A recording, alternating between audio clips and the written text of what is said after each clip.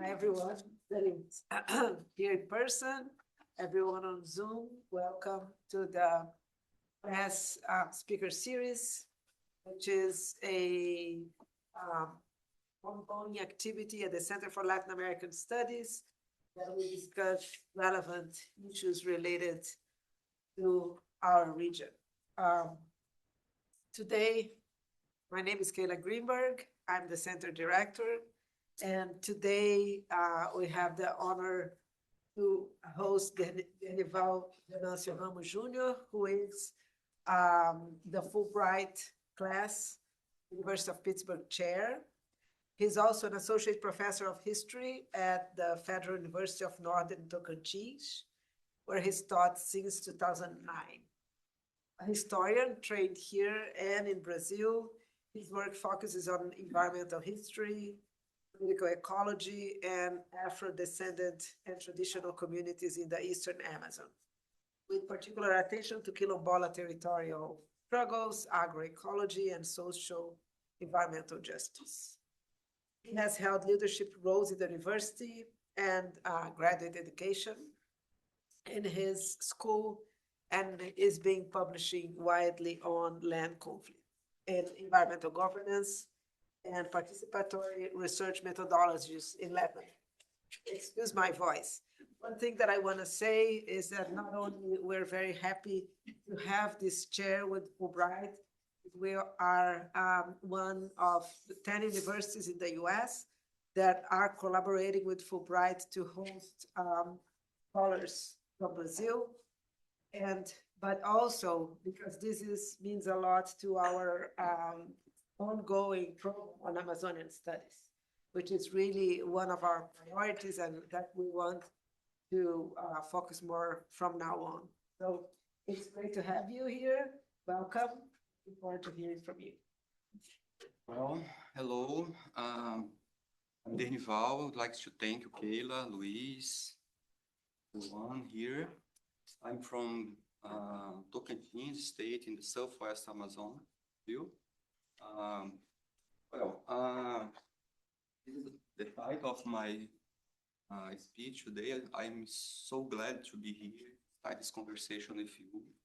I hope we can keep this conversation ahead in the next years. And my recycling project of life is prepared of how we advance to the expansion of the Brazilian agri-food frontier. And I'm using this word life in a broader meaning because this word gained in the last years in Brazil social movements important political meaning. I will try to talk more about that ahead. This is my summary, and I will like to start check some things with you, check some things about you, in order to create a kind of landscape to our conversation today. Who of you purchased buy organic food last year? Hands up. Yeah. Is it right or wrong? Is it good or bad? Yeah, just a question. Yeah. Who among you bought that in the local farmers market? In Pittsburgh, I saw there is kind of 3 or 4 local farmers market. And have you ever thought about that in terms of political option or political position? Are you supporting ecological way of food production when you buy these foods, or you are thinking just about health issues or something? I'd like that you keep these questions and answer in mind, and ahead you can talk a little bit more about that. Well, I'd like to show some glossary. I will talk about Maroon communities, quilombos in Portuguese. I will talk about some different kinds of homesteaders the word in Portuguese is poceiros, and I will refer to two social movements, Snatch of People, Tia dos Povos, and Peasant Articulation. Well, I'd like to stress on this Coconut Babaçu Breakers. Is a social movement, but it's a kind of social category that lives or construct a livelihood around the processing, the products of these palm trees are so common palm trees in the southeast Amazon. And of course, I will talk about Mato Piba is a zoning area in the southwest Amazon. It's a kind of project, developed project, and I will talk more about that. Well, to start our conversation, I'd like to bring some intellectual references. I will bring to our conversation Isabel Stengers, John Bellamy Foster, Bispo, and Raul Zilbesh. From Stengers, I'd like to bring this idea of the history of our time is a double history. They spread the market economy and the spread of catastrophes. I also bring to this conversation this idea of political and cosmopolitical activation in order to slow down the political ecology. What means you should consider this another way to know, this another way to perceive this reality that we call nature, or as Bruno Latour says, bring the nature inside the politics. Well, I'd like to bring this John Bellamy Foster and his concept ecological rift, that idea that there is a structural incompatibility between nature, the nature base of the life on planet, and this eternal economic growth, this capitalism system. Bellamy Foster connect with this international order, and that idea. It's in the last 200 years, capitalism are enlarging this rift and bringing us some troubles, as you see in the last years, as, for example, climate change and so on. Well, Nego Bispo is a quilombola thinker, or how he refers to himself, like a translator of these social movements and communities thoughts. And I'd like to use this idea of counter-colonial way of life. He refers to the way of life this traditional community was a counter-colonial way of life. And I'd like to bring this idea of that Western society or modern society are cosmophobic.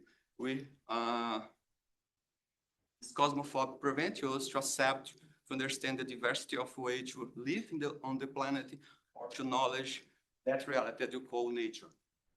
Well, and Raul Zilbesh is important to hear because he made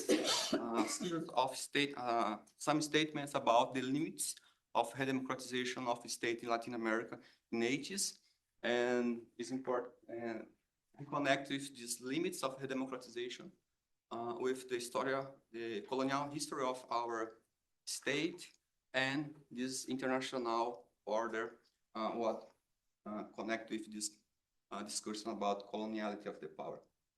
Well, I would like to present now some hypotheses. The first one is that to understand what are happening there in South Amazon, you would to understand that the democratization of the state, the left-wing electoral victory in Brazil, don't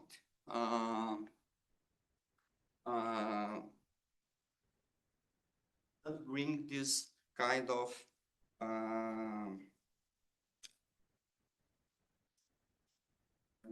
they don't produce this kind of deep structural change that a lot of people or social movements and communities expect. The second one is this, there is a kind of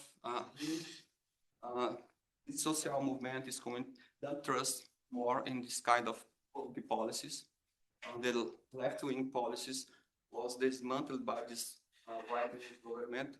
Brazil, the right wings are reframing the state in Brazil, in Argentina, here in the United States, and there is a huge critic to this toward this left-wing government because the model of development they assume based on, in the case of the countryside of the country, based on in this large development project, are connected with this rural violence, territorial expropriation, and environmental destruction.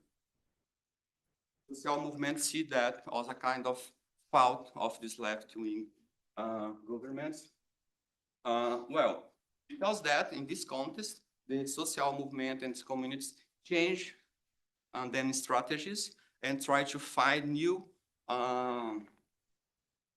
partners or construct new partnerships with different institutions of civil society, as universities and some public agents and so on.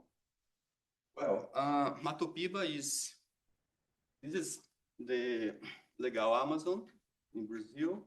Matopiba is this area, is a zoning project. It's not new in Brazil.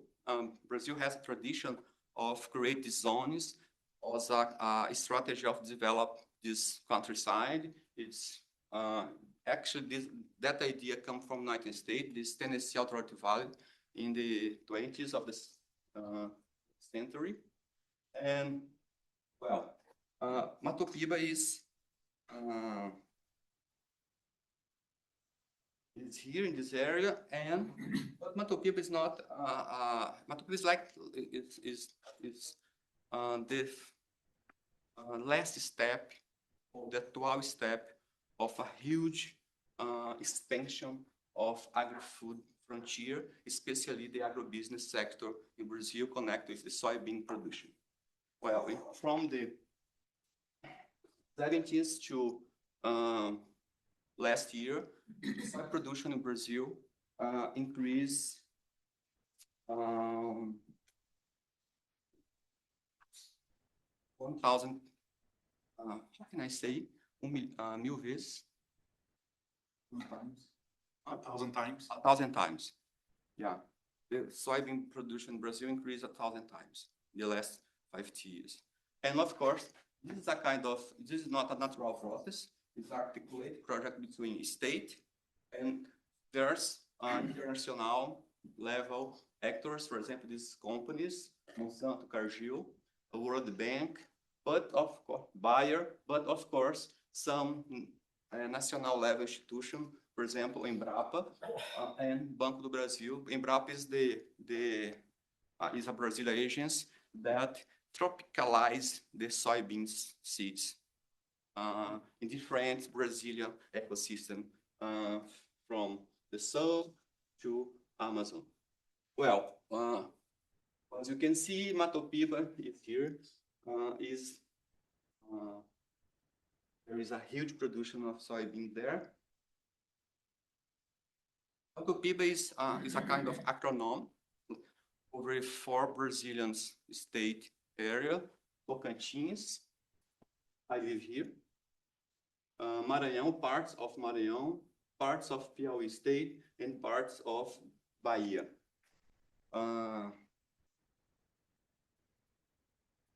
Well, it is a kind of, the project was formalized by Dilma in 2015.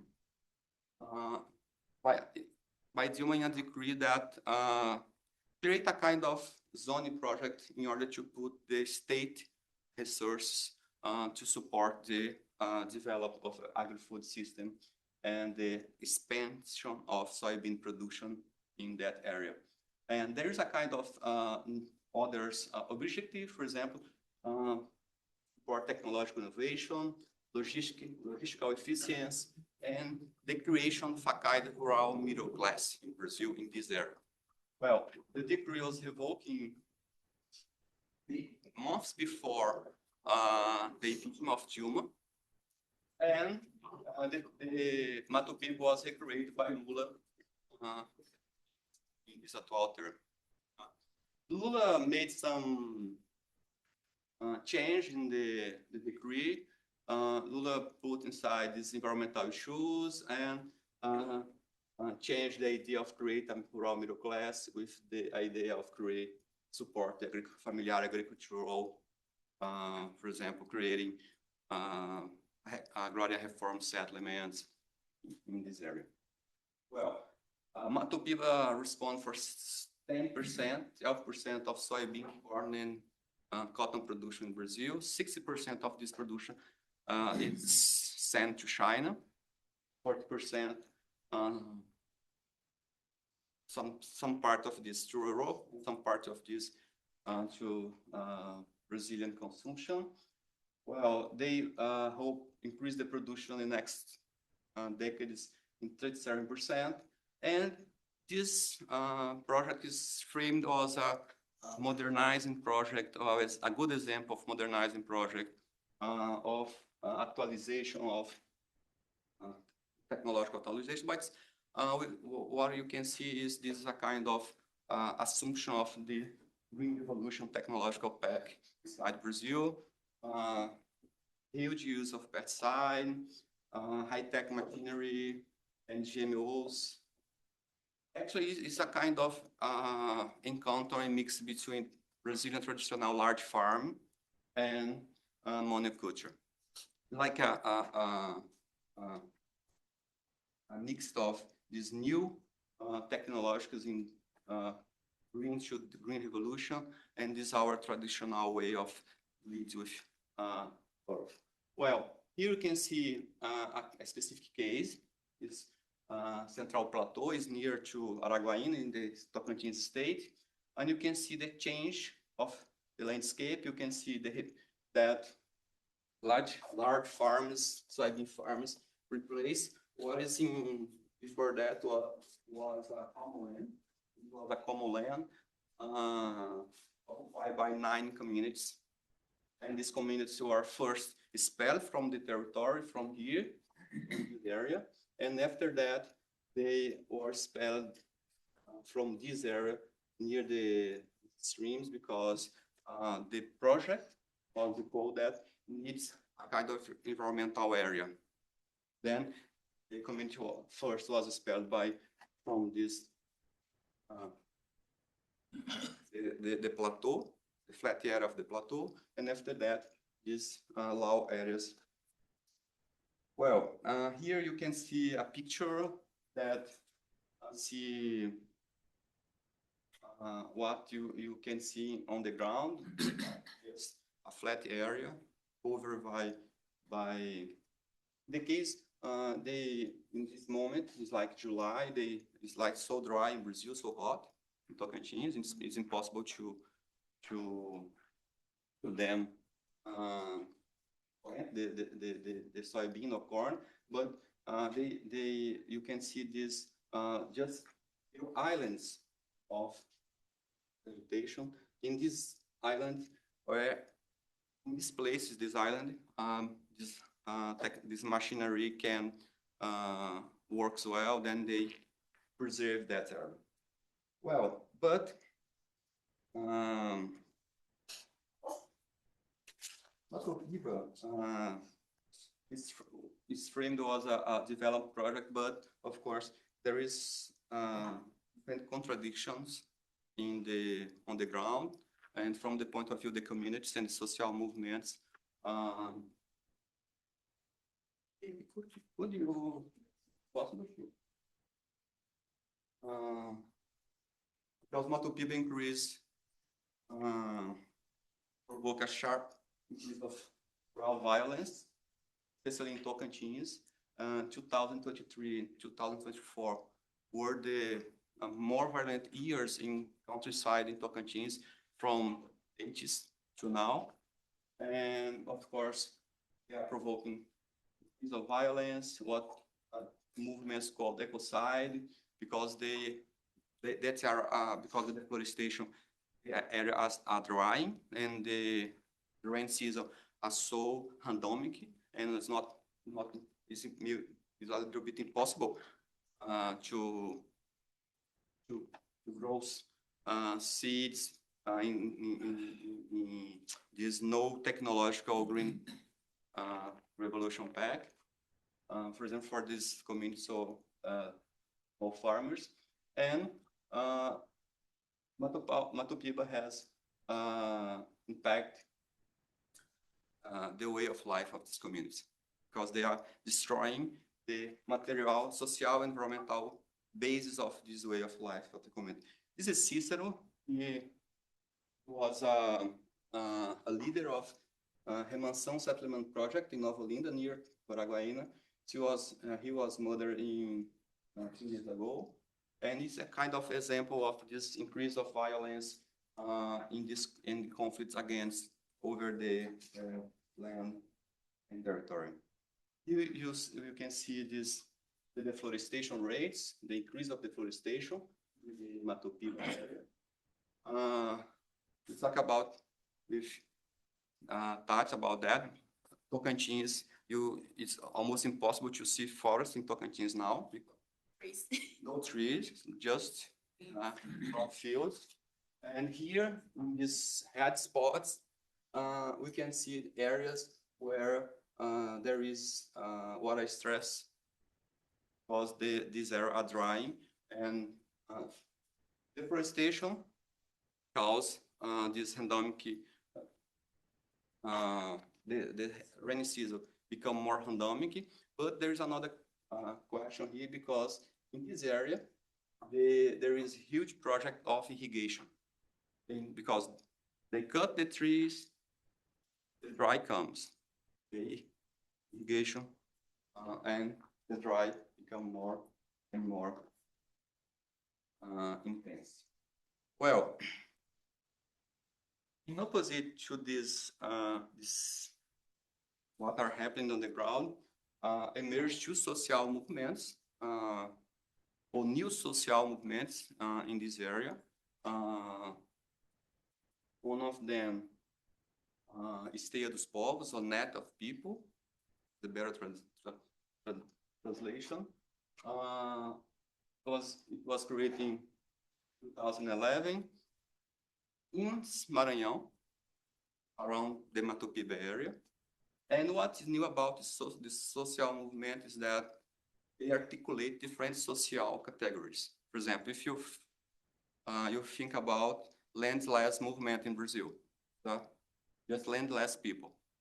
But here you have landless people, but you have indigenous people, coconut babaçu breakers, homesteaders, gerazeiros, fishermen, quilombolas or maroon communities, riverside communities, and different kinds of peasants. It's a new strategy. It's a new form of articulation. The struggle for land and overland and territory in Brazil. And the main claims, the main slogan is free territory, waving the buen viver. They bring this idea of buen viver, somaquasai, good living from Bolivia, and translate that into this thought in this category. It's a central category in this movement now. And they claim ancestry, territory, autonomy, buen viver, and commons. It's important here is a new about this movement is the role of spirituality. In some cases, for example, enchanted beings take over the leaders, and the entities, this kind of gods, they command, they lead the movements, they lead the political meeting, not a kind of cosmopolitical perspective. Or, for example, in the case of when they made some help taking back land, traditional land, grabbed by these large farms. In some cases, enchanted being led the process. It's important here as well the role of the human inside the movement, because my hypothesis, because the presence of coconut babaçu breakers is a social movement, a social category in Brazil, connect with leader historically by humans as Raimunda Quebradeira de Coco and others.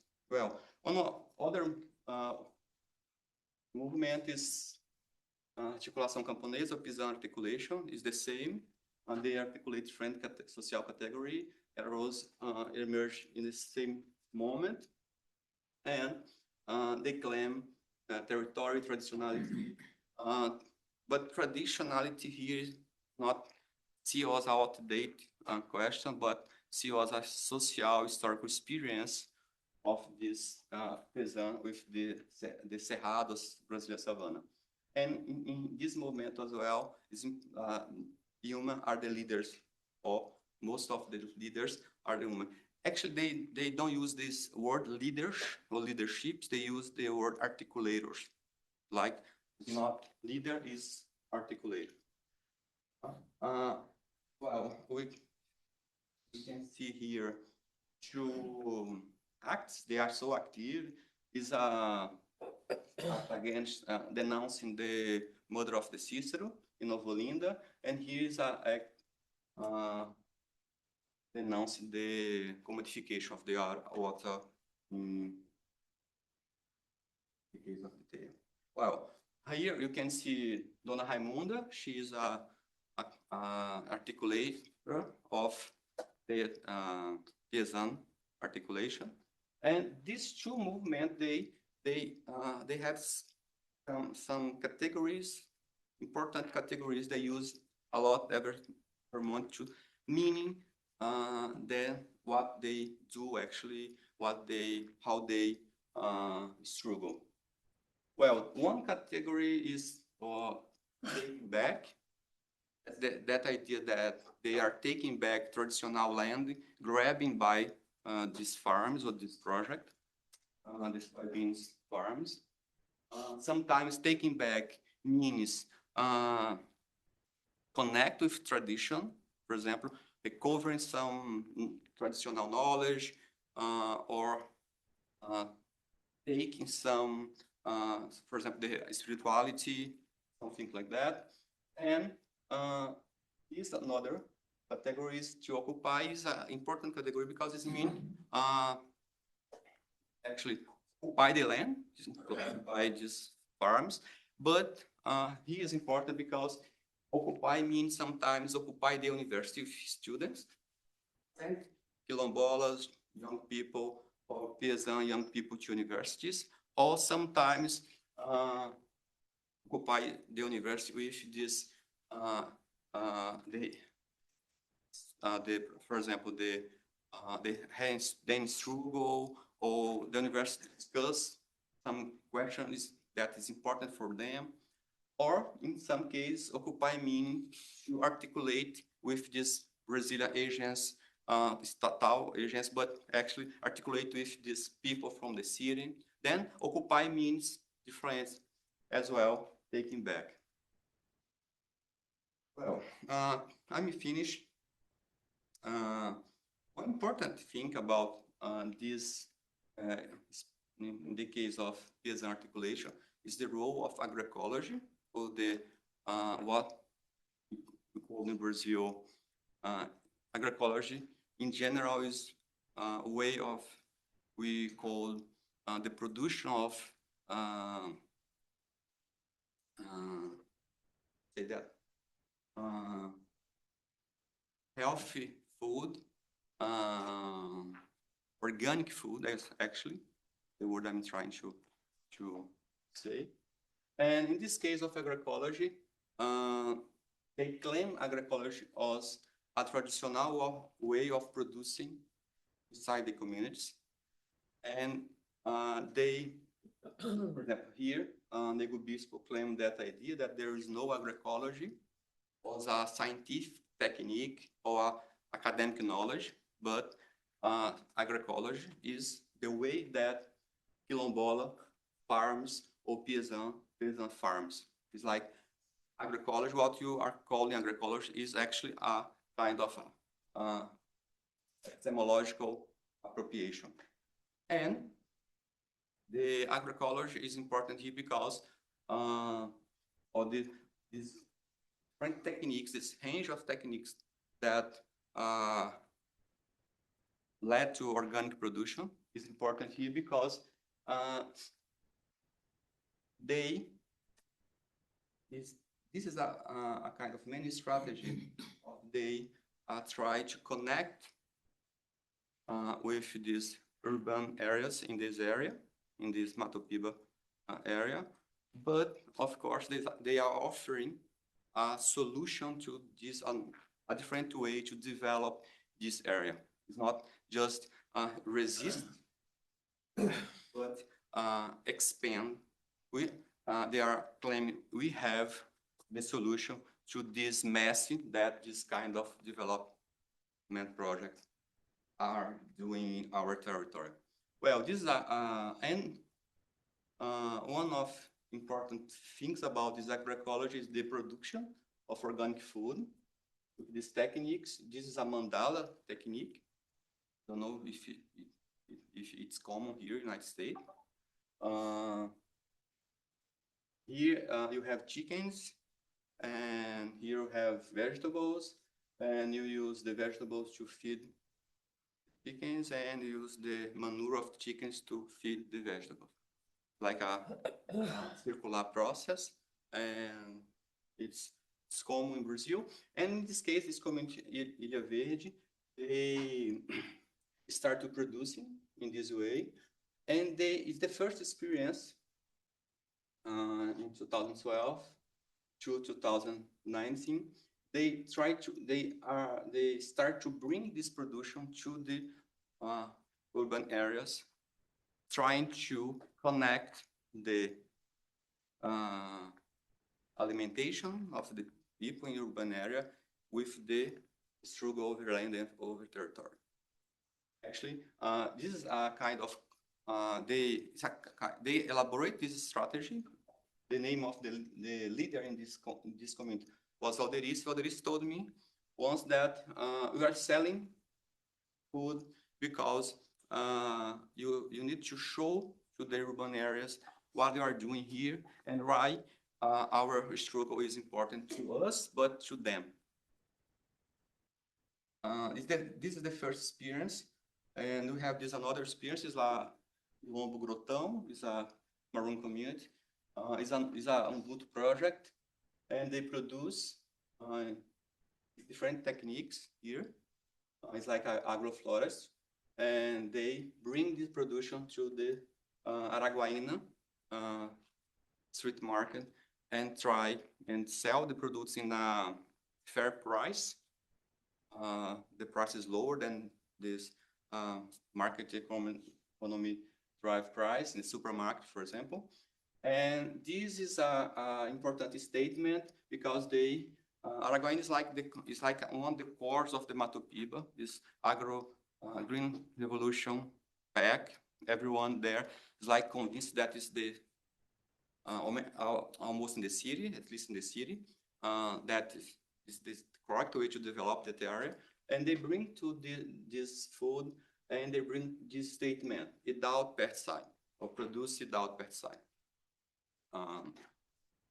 They made 36 fairs or farmers market in the city, and from 2020 to now, their peasant articulation are doing every year this promoting every year this Tocantins Women's Farmers Market, and the event is split in two moments.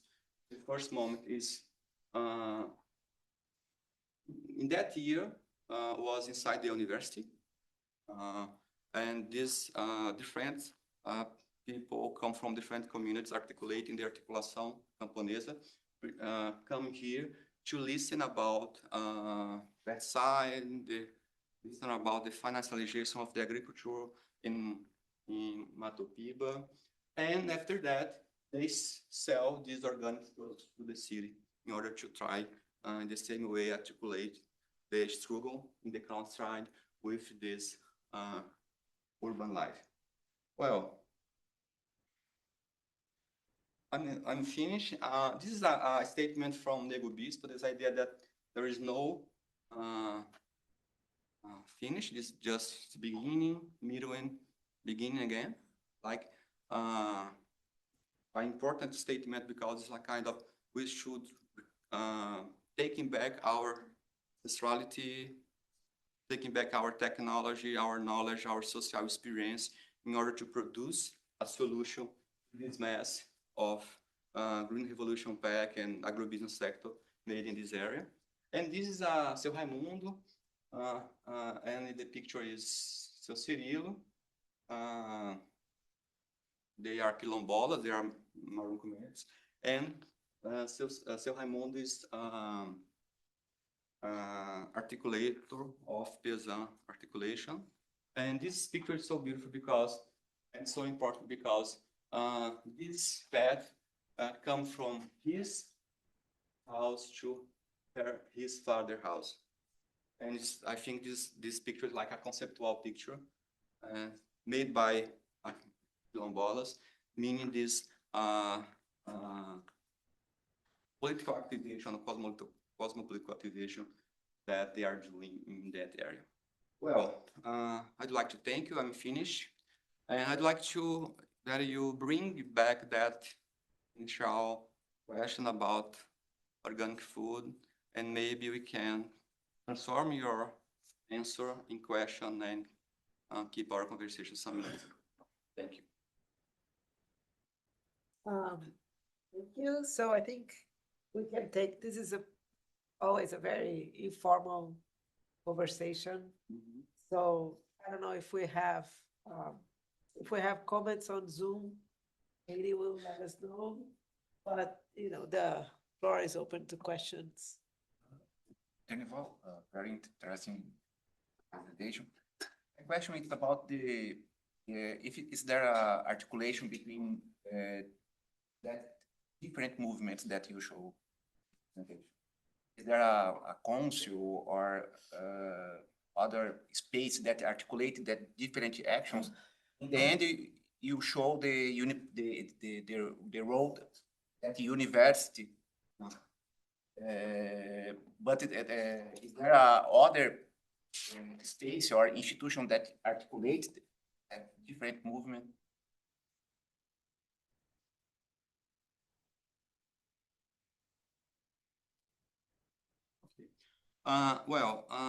In the case of the TEIA and both movements, they have what they call encounter. A large meeting once per year, and in this is like huge 400 people from different communities. And they invite the university. In the case of the TEIA, they are so close to Federal University of Maranhão, and because Pesan articulation, they are more close to us in the University of Northern Tocantins. And in this meeting, they decide what they will do in the next year. This articulator makes some little meetings and in some moment, and they decide what they should do. For example, with community, they will support next year. But after that, how they will support that, it's not decided in this moment. They make others little meetings, just with just these articulators, and they decide. For example, they will occupy this land. What they will do? How is the better strategy to solve this problem and to make that question go ahead?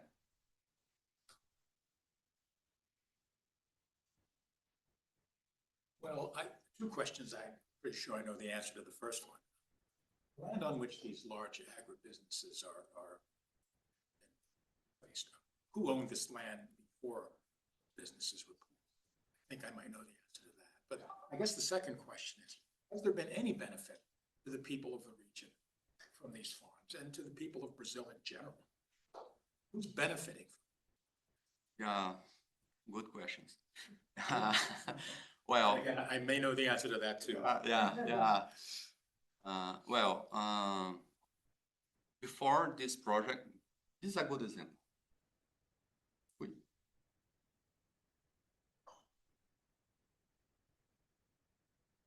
This is a good example.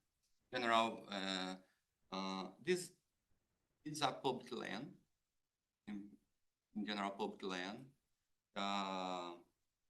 land, but that public land was occupied by homesteaders from the beginning of the 20th century.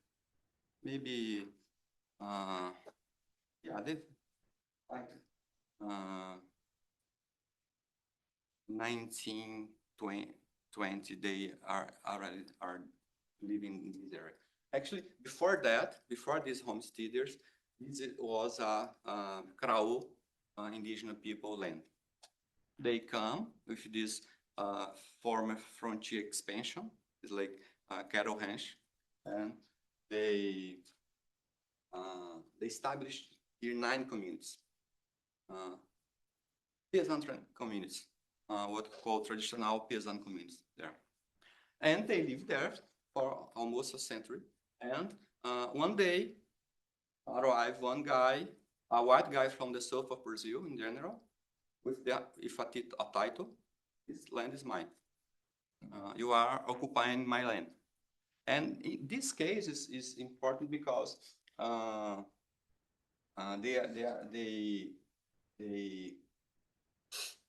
we can see, for example, each square is a large farm, like almost 5,000 hectares. Each square. And actually, in Mato Piba, on Amazon basins in general, this is a public land occupied by indigenous people, peasant, quilombolas of Mormon communities, and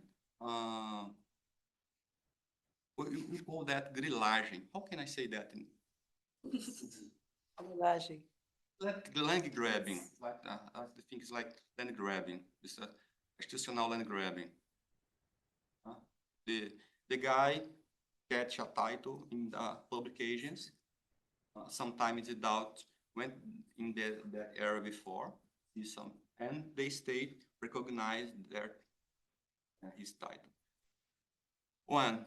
In this case of Mato Piba, it's interesting because Brazil are become a kind of the largest farm soybean in the world, and now, for example, there is no tax for soybean exportation in Brazil, or I think any raw materials.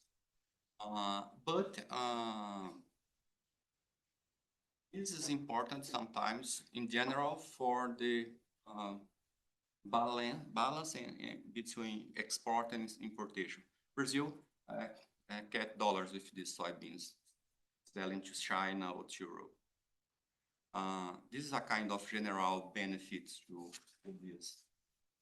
But how these social movements and communities say this? The question here is about land, not about social development, because in this area, what are happening now is land concentration, huge land concentration. For example, some U.S. funds, for example, the fund of the Harvard University bought land there. Then I would say the different actors in international economic scenario are in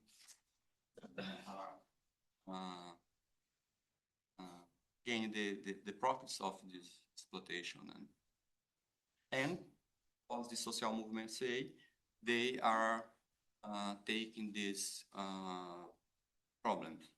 For example, the contamination, the inequality, the rise of social inequality in this area. Did the government do anything to help the people who were forced out, settled to help them anyway? Well, I will give you an example. Yesterday, No, 3 days ago, I was preparing this and I'm trying to find some data. And there is a settlement, agrarian reform settlement there, near to Araguaína, the city where I live. And 4 guys with a tractor went inside the settlement and destroyed 3 houses.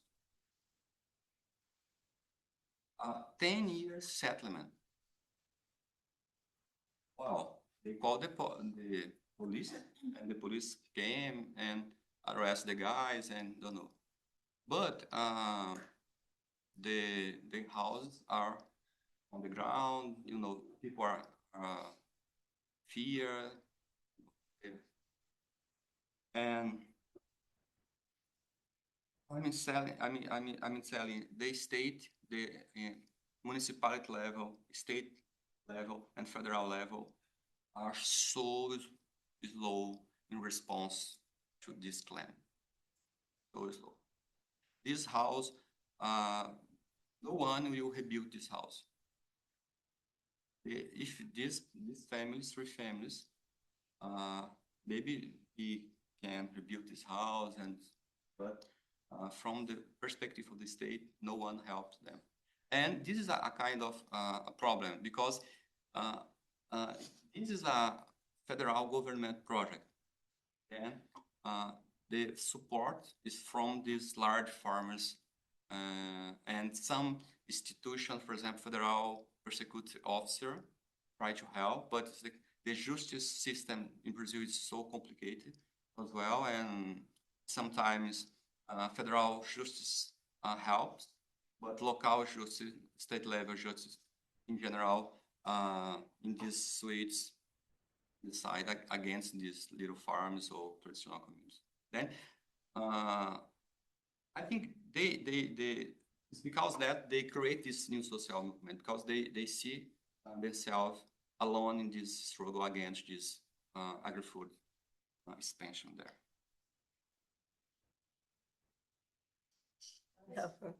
Are there questions? There's a question from Zoom asking, are there any book recommendations? In Portuguese or in English? I'm not sure.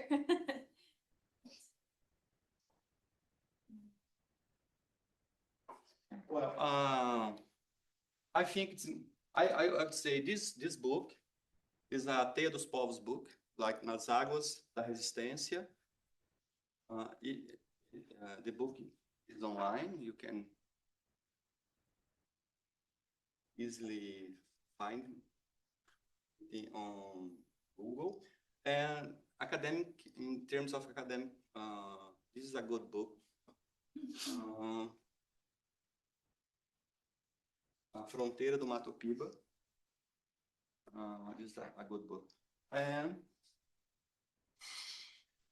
well, to understand, this is another book from Teia. They have published a lot of books.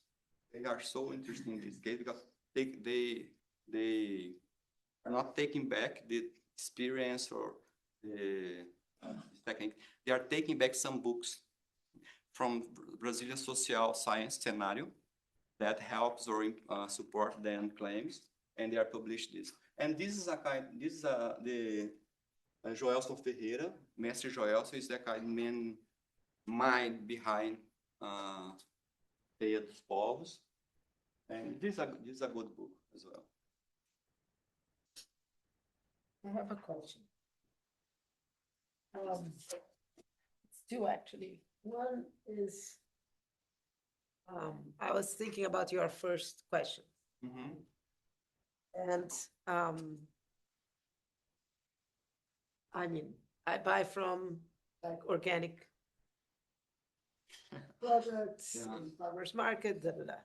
But if you buy an organic product in a big grocery store, especially here, like you go to Costco, you can buy quinoa, like this big, inexpensive compared to the cost. It comes from Peru.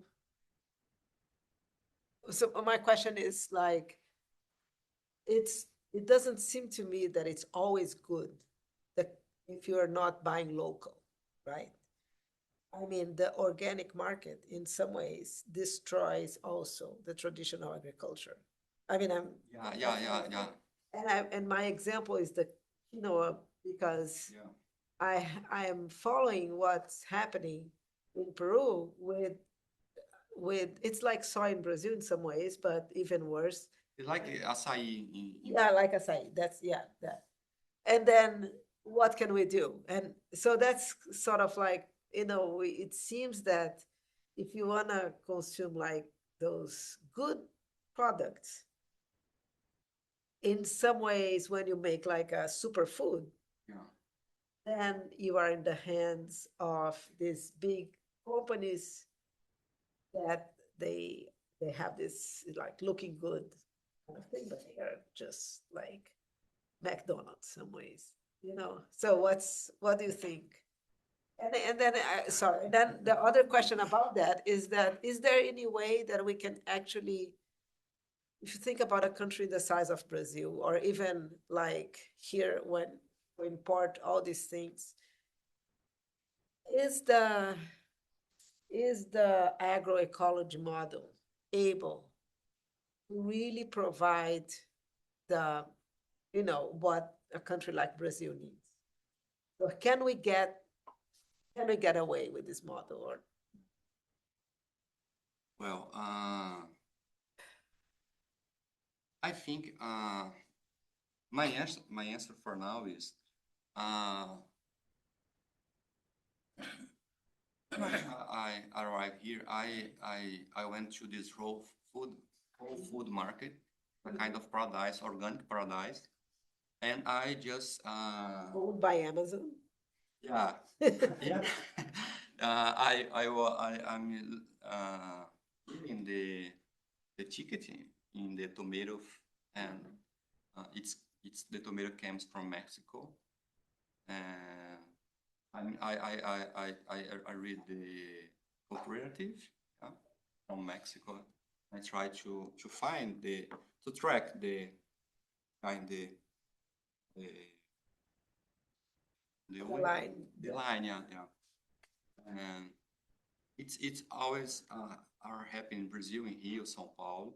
There's a kind of huge market for organic food. Companies are grabbing this market for them, and they are trying to make a kind of greenwash with this organic food, because in Brazil, organic food you can use some pesticide and some products, for example, nitrogen and can I say that, like well, you can use Some, inputs, yeah. industrialized inputs, and if you use 30% of industrialized input, you will consider organic food, and you, of course, it's for the companies, it's interesting. Well, these movements works with this concept of food sovereignty, and this is and when we support them or we work with them, some agriculture formation, something like that, we will also think about this question. It's important here the production of food for them first in this area, organic food in the traditional way. They don't fall in this kind of trap of green revolution packs, for example, with this pesticide. No? And after that, they can sell the surplus in local farmers market. And I prefer, in this case, buying this local farmers market. I prefer because I know that money will be with that person. The totally of that money, I bought a tomato. I know that, and not just a kind of complex chain of Amazon or Mexican. And then I would like to invite you to to buy in farmers market. It's important. Local farmers market. And then another question, agroecology, landless movement are showing us in Brazil that's possible to feed almost the whole country if this agroecology production. For example, the case of the rice,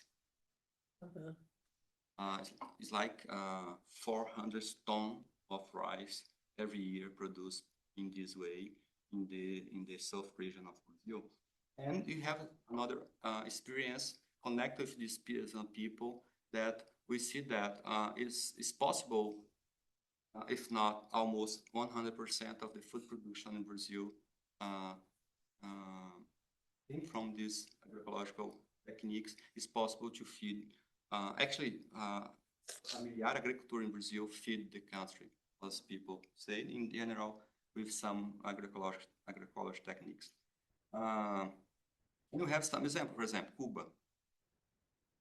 The agroecology in Cuba is so developed, like so interesting, because they have this trouble with this important inputs and something, and they invest a lot in agroecology, and they feed or try to feed the country. I don't know, because I never been in Cuba. But just being like a devil advocate, or advogado diabo. Cuba is a small island. Brazil is huge. So it's like, that's the kind of thing that I'm always wondering if it's what is sustainable and what can we like thread the soy industry or whatever industry with like reality. There is a kind of organic soybean production near to Brasilia, for example. There is huge fields with organic soybean production, because soybean is based from these vegan people, some villages, and they looking for these organic soybeans, and it's possible to produce soybeans. But if you gain autonomy from these companies, from Monsanto, from Bayer, it is a huge problem. You can produce what you think with agroecological techniques, but of course there is a kind of chain connected with this capital interest that prevent you to do that. If you want to eat soybeans, or you can produce that. If you want, for example, if you want to produce beef, you can do that in terms of agroecological. Actually, in Maroon communities in this area, we are discovering this the presence of cattle ranch inside the communities is a kind of agroecological techniques. They grow this vacuum inside the forest. It's a so interesting experience, and it's possible. The question is maybe a scale, but with maybe landmass movement have some answer. The project is construct in each area of the country the system, and in a way that construct capacity to provide food to.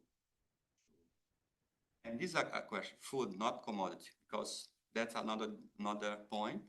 Yeah. For example, this movement, we produce food. The soybean produce commodities, different.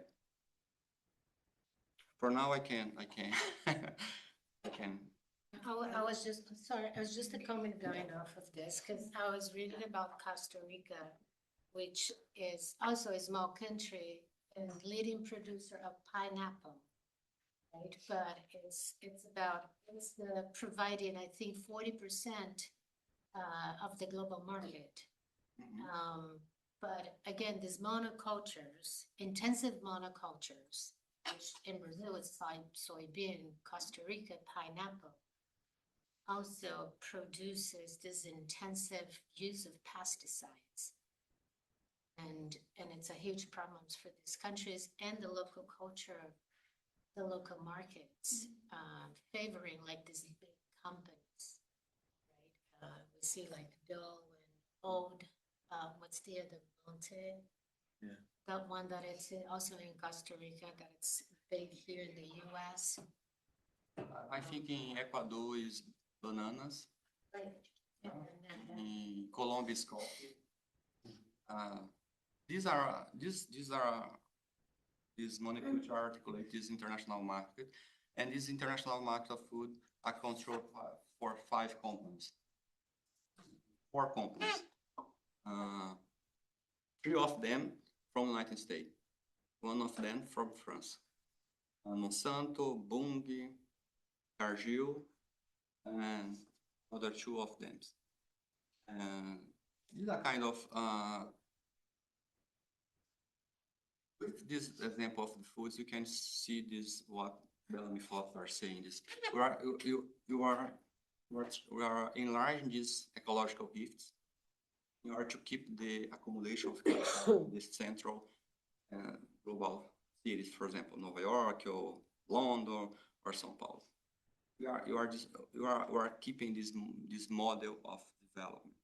And the question is also the same, the case of quinoa or açaí. For example, in Belém, poor people don't eat açaí anymore because it's so expensive now. It's like, it's impossible. And in quinoa, the quinoa is the same. And the question is, if organic food, the production of organic food are grabbed by market, for example, you can produce a monoculture of organic food if you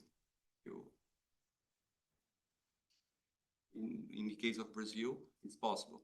But there is a kind of interesting experience in São Paulo with these huge farms producing different kinds of products inside the farm, for example, fruits, vegetables, and animals.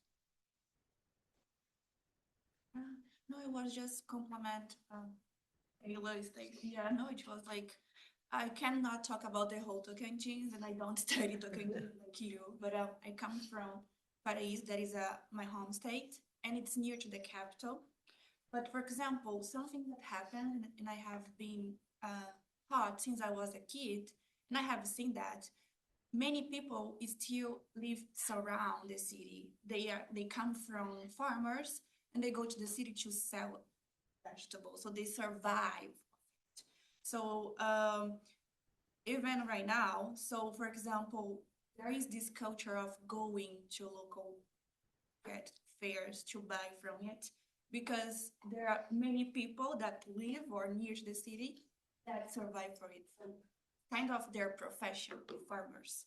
Because like I think you mentioned it, but like historically, Tocantins is the newest state in Brazil, because kind of it was abandoned to areas that were abandoned because it was part of Goiás and it was abandoned. The government didn't care.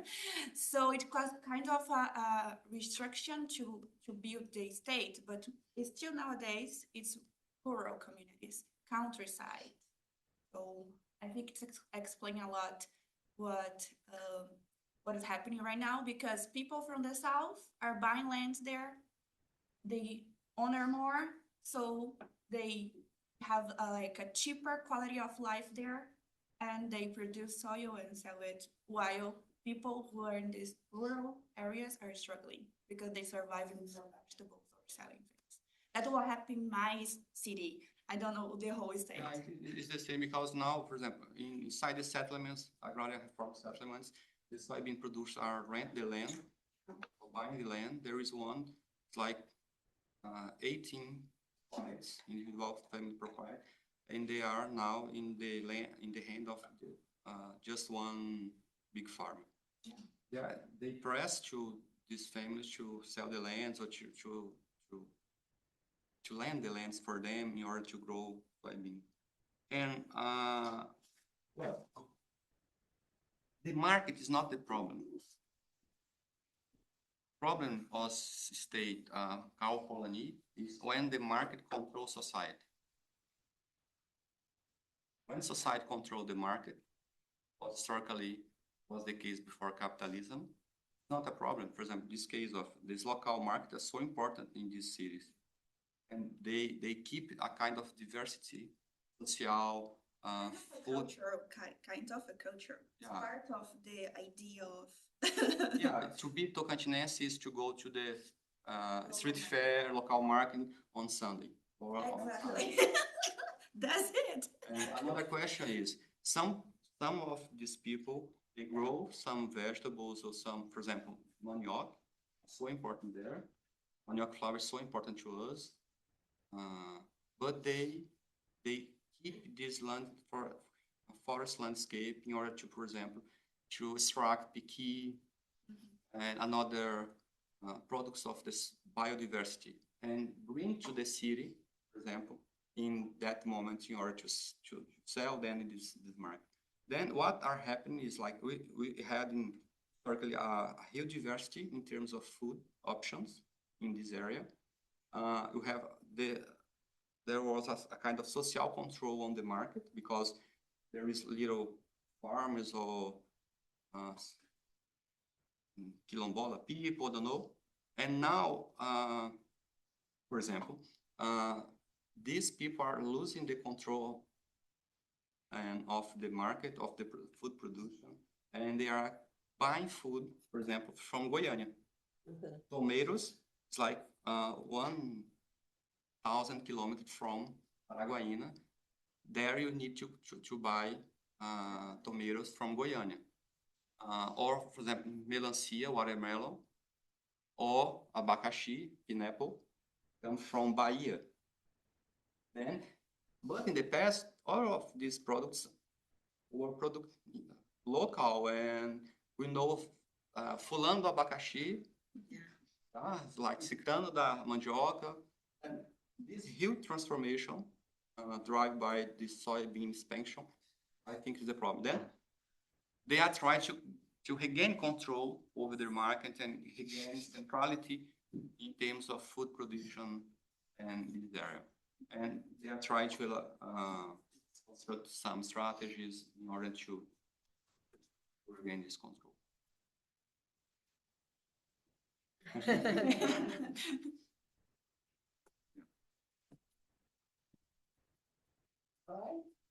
I guess. Yeah. Okay, so thank you very much, Dernival. I know that I'm sure that we'll have a lot to discuss about this in the coming times, probably for our lifetime. Yeah. Thank you all for coming in this very nice weather. Thank you all for joining us on Zoom. And next one will be in 2 weeks, right? No, in the end of February. End of February. Okay. So see you then. Thank you.